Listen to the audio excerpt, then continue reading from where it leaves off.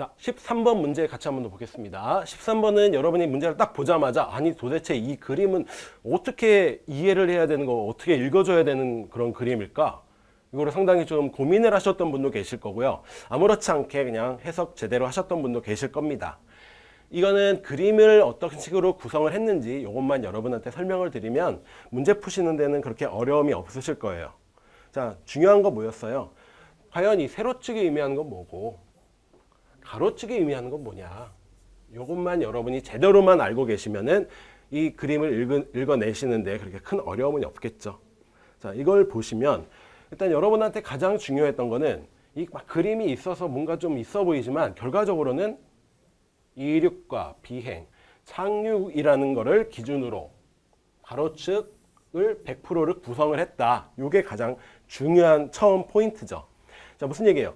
지금 추락사고가 발생한 항공기 80대에 자, 이거는 발생 시점입니까? 사고 원인입니까? 이거는 발생 시점이죠. 이륙 시에 그랬냐, 비행 시에 그랬냐, 착륙 시에 그랬냐 그런 거니까 발생 시점을 기준으로 총 100%다. 즉 80대다.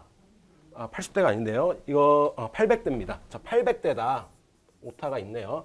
전체 800대를 기준으로 이륙 시에 몇 프로? 그렇죠. 50%가 이륙 시에 사고가 발생을 했고 그 다음에 50에서 여긴 85니까 35%가 비행 과정에서 발생을 했고 나머지 800건 중에 15%에 해당하는 게 착륙 시에 발생을 했다. 이렇게 해석을 해주시면 됩니다. 자, 그 다음 세로축을 보니까 마찬가지로 100이에요. 얘는 뭐를 기준으로 했냐 보니까 색깔로 구분을 해놨죠. 이렇게. 자, 그러면 사고 원인을 따라서 100%를 구성을 한 겁니다.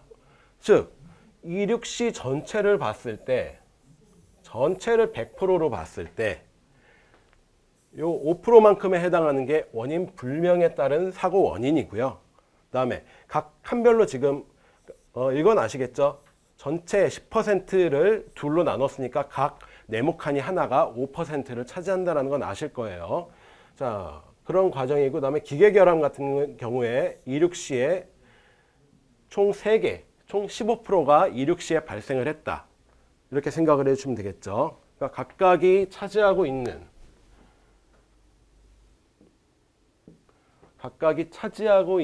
요 칸에 따라서 이거만큼이 전체 사고 발생 800건 중에 50%, 즉 예를 들면 여기는 400건일 거예요.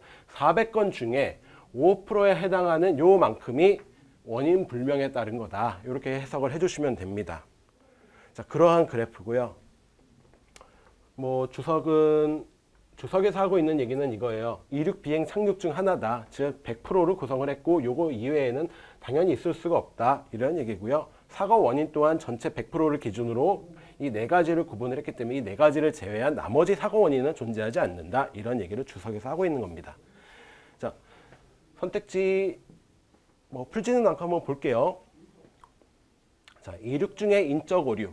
이륙은 여기 있고 인적 오류다. 그러면 요 가장 흐린 네모칸이죠. 추락한 항공기의 수.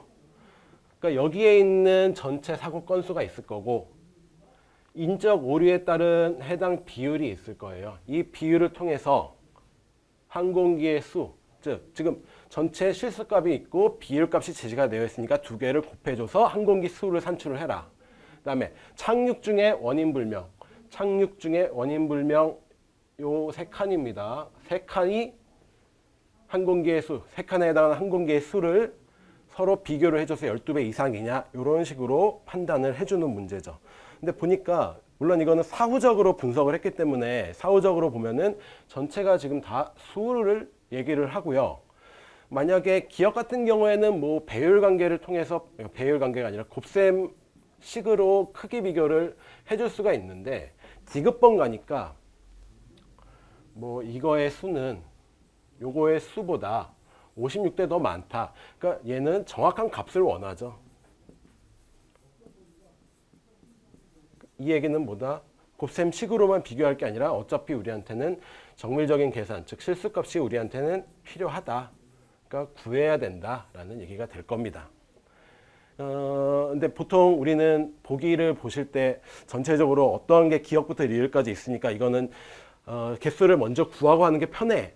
뭐 불편해. 이거는 나중에 여러분이 문제를 조금 뭐 여유 있게 보시는 분이라면은 전체적으로 봐서 아 얘는 실수값을 알아야 빨리 풀 수 있겠어 하시는 분들은 계산을 먼저 하실 거고요.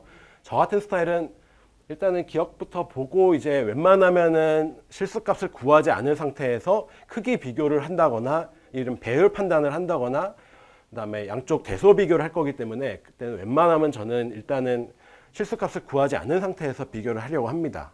이 나중에 13번 문제 푸실 때도 저는 그러한 스타일로 여러분한테 먼저 접근을 할 거예요.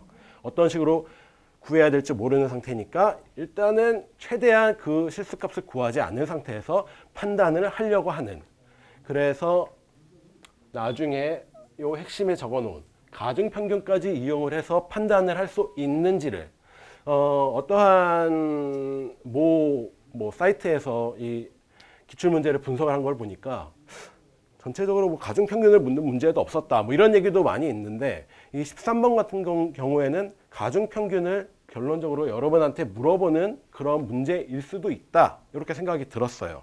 이 얘기는 가중평균을 몰라도 여러분이 7급 보실 때 아무 문제가 없다 이 얘기보다는 가중평균을 알면은 남들보다 조금 더 쉽게 빠르게 접근할 수 있는 그런 방법도 있을 수 있다 이렇게 생각을 해주시고, 가중평균 또한 여러분이 어떠한 이론인지 한번 생각을 해주시고, 잘 모르시는 분들은 저희 쓸모 한번 보시면은 가중평균에 대해서 제가 설명을 해놨으니까 요거를 정리를 해두신 다음에 13번도 한번 같이 봐주시면 좋을 것 같아요.